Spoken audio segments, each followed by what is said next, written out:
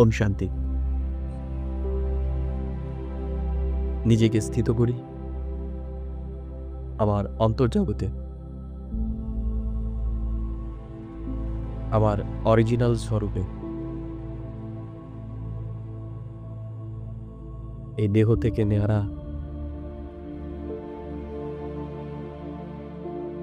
আমি জীবন মুক্ত আত্মা অনুভব করি। এই শরীরে থাকা সত্ত্বেও এই শরীরের ভান থেকে মুক্ত, এই শরীরের প্রভাব থেকে মুক্ত। স্বয়ং ঈশ্বর পরমাত্মা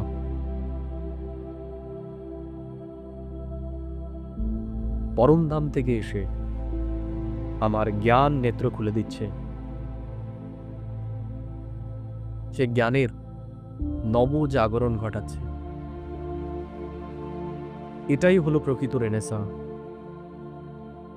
এই সময় হচ্ছে রেনেসা যুগ, পুরুষোত্তম সঙ্গম যুগ, আলোক দীপ্তির যুগ, যখন পরমাত্মা পরমেশ্বর এই দুনিয়াকে কলিযুগ থেকে সত্যযুগে রূপান্তরিত করে।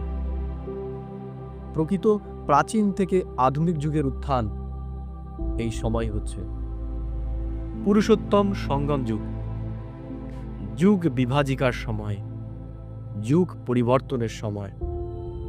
সত্যযুগ, নতুন যুগ, আধুনিক যুগ পরমাত্মার দ্বারাই হয়।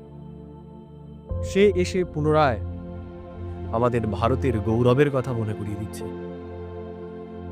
ভারতই স্বর্গ ছিল, ভারতই নরক হয়ে গেছে, আর এর জন্য দায়ী আমরা ব্রাহ্মণ আত্মারা। আমাদের উচ্চ স্থিতির আধারেই ভারত স্বর্গ থাকে। আমাদের স্থিতি নেমে যাওয়ার কারণেই ভারত নরকে পরিণত হয়। তাই বাবা আমাদের উপর বিরাট কর্তব্য দিয়েছে। আমাদের কর্তব্য এখন নিজের স্থিতিকে উচ্চ বানিয়ে পুনরায় ভারতকে স্বর্গে পরিণত করা। বাবা আজকে বলেছে, বাবা আমাদের কোন কাহিনী শোনাচ্ছে? বাবা এখন আমাদের 84 জন্মের কাহিনী শোনাচ্ছে। একটা দুটো নয়, পুরো 84 জন্ম। যে আমরা প্রথমে সত্য ত্রেতা যুগে কি ছিলাম, দ্রাপর কলিযুগে কি হলো। দ্রাপরেও আমরা এত শ্রেষ্ঠ ছিলাম, আমরা ইতিহাসে দেখলাম যে সেই সময় আমরা ধনসম্পদে সম্পন্ন ছিলাম। আমরা ভারতবাসী, আমাদের ওপরই এই বিশ্বের ইতিহাস নির্ভর করেছে। আমরা শ্রেষ্ঠ। বাবা এখন পুনরায় এসে আমাদের শ্রেষ্ঠ হওয়ার জ্ঞান দিচ্ছে। বাবা বলল, এই দুনিয়াতে এখন খাস ভারতবাসী আর আম দুনিয়ার লোক প্রত্যেকের ভেতরেই 5 বিকার রয়েছে। তাই বাবা বললেন, এই দুনিয়াকে পুনরায় সত্যযুগে পরিবর্তন করতে গেলে আমাদের এই দুনিয়া থেকে 5 বিকারকে দূর করতে হবে। আর সেটা শুরু হবে আমাদের মধ্যে থেকে। আমাদেরকেই নিজেকে সম্পন্ন বানাতে হবে। তার জন্য আমাদের ভেতরে থাকা 5 বিকারকে নিজের ভেতর থেকে বের করে ফেলতে হবে।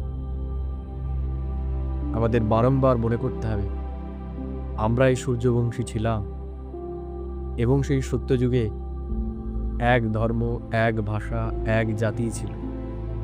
এর জন্য এখন যেন আমরা নিজের ভেতরে ভেদাভেদ না তৈরি করি। আমাদের একটাই লক্ষ্য, আমাদের সম্পন্ন হতে হবে।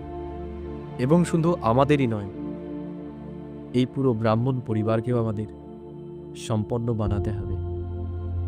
আমাদের নিজে পুরুষার্থ করতে হবে এবং অন্যেরও পুরুষার্থের সহযোগী আমাদের হতে হবে। বাবা বলে, বাটনে সে বাড়তা হয়।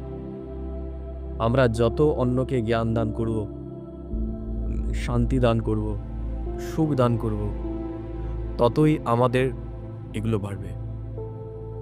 এর জন্য আমাদের মনে রাখতে হবে, আমি দাতার সন্তান। আমার কাজ দেওয়া, জ্ঞান দেওয়া, সুখ দেওয়া, শান্তি দেওয়া, প্রেম দেওয়া। বাবা আজকে ধারণাতে বলল, যে আমাদের আত্মা থেকে বুরা খারাপ সংস্কার এখন বের করতে হবে। আরেকটা ২ নম্বর বাবা বলেছে, আমাদের দেহের সমস্ত সম্বন্ধকে এখন ছাড়তে হবে এবং এক বাবার সাথেই আমাদের সম্বন্ধ রাখতে হবে। বরদানে বাবা আজ আমায় বলেছে যে আমাদের উপরাম স্থিতি বানাতে হবে, তাহলেই আমরা এভার রেডি হতে পারব। আর এভার রেডি যে হবে, উপরাম স্থিতি যে রাখবে, সেই সমস্ত কলায় সম্পন্ন হবে, সমস্ত গুণে সে নিজেকে সম্পন্ন বানাতে পারবে। ১৬ কলা সম্পন্ন হতে গেলে আমাদের অবশ্যই বন্ধনমুক্ত স্থিতি তৈরি করতে হবে। স্লোগানে বাবা আজকে বলেছে, সরলতা আর সহনশীলতার গুণের দ্বারাই আমরা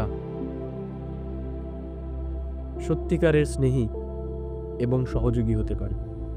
অর্থাৎ সত্যিকারের স্নেহী এবং সহযোগী হওয়ার জন্য আমাদের অবশ্যই সরলতা এবং সহনশীলতার গুণ ধারণ করতে হবে। আজ আমরা সারাদিন এটাই চিন্তা করব যে আমি ভারতবাসী, আমার উত্থানেই ভারতের উত্থান হবে, আমার পতনেই ভারতের পতন হয়েছে। এর জন্য ভারতের পতন আমার জন্যই, তাহলে ভারতের উত্থানও আমাকেই করতে হবে। আর একটা কথা বাবা বলল খুব গুরুত্বপূর্ণ, আমাদের এখন অশরীরী স্থিতির অভ্যাস বাড়াতে হবে। আমি শরীর নই, আমি আত্মা, আর একটাই আমার পরিচয়, আমি এখন ঈশ্বরের স্টুডেন্ট। এই বর্তমান পড়ার আধারেই আমার ৮৪ জন্মের ভিত দাঁড়িয়ে রয়েছে। এর জন্য ঈশ্বরীয় পড়াইকেই খুব ভালো করে আমাকে পড়তে হবে। ওম শান্তি, ওম শান্তি, ওম শান্তি।